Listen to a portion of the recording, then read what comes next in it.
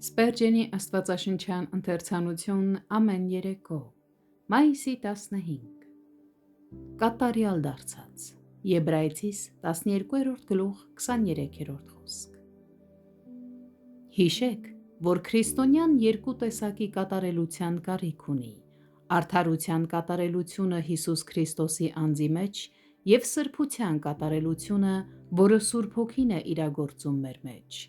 Ներկայումս ապականությունը դեռևս շարունակվում է մնալ նույնիսկ վերստին ծնված մարդկանց ներսում։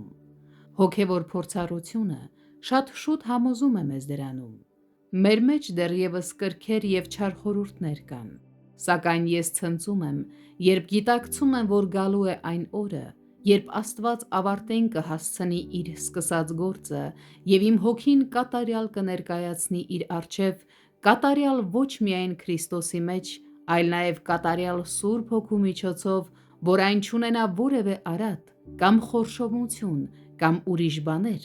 որ սուրբ և անարատ լինի։ Եփեսացիս 5-րդ գլուխ 27-րդ խոսք։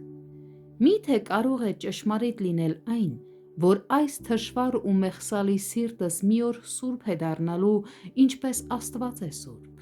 Կարող է պատահել, որ իմ հոգին, որ հաճախ աղաղակում է, ինչ խղճալի մարդ եմ ես, ով ինձ կազատի այս մեղքի և մահվան մարմնից, մի օր ազատվի մեղքից ու մահից, ու ես այլևս չունենամ ականջներս պղտորող ոչ մի չար բան և խաղաղությունս խռովեցնող ոչ մի միտք։ Ահ այդ երջանիկ ժամը, թող այն շուտով հասնի, երբ ես անցնեմ Հորդանանը, սրբացման գործն արդեն ավարտված կլինի, սակայն մինչ այդ պահը ես չեմ հավակնի կատարելության։ Այդ ժամանակ է, որ հոգիս իր վերջին մկրտությունը կընդունի Սուրբ Հոգու կրակի մեջ, ու ես փափագով սպասում եմ իմ մահվան ժամին, որպեսզի ընդունեմ այդ վերջնական մաքրագործումը, որն ինձ երկինք կհասցնի։ Ոչ մի հրեշտակ ավելի մաքուր չի լինի, քանզի ես կկարողանամ ասել, որ կրկնակի մաքուր եմ, մաքուր Հիսուսի արյունով և մաքուր Սուրբ Հոգու ներգործությամբ։ Ով որքան պետք է մենք գովաբանենք Սուրբ Հոգու զորությունը, որի շնորհիվ արժանի ենք դառնում կանգնելու մեր երկնավոր Հոր առջև։ Ինչևէ,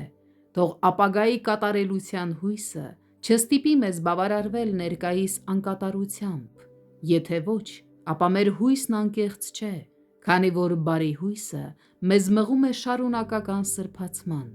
Շնորհքի գործը պետք է հիմա հարատևի մեր մեջ, այլապես այն չի կարող կատարելության հասնել ապագայում։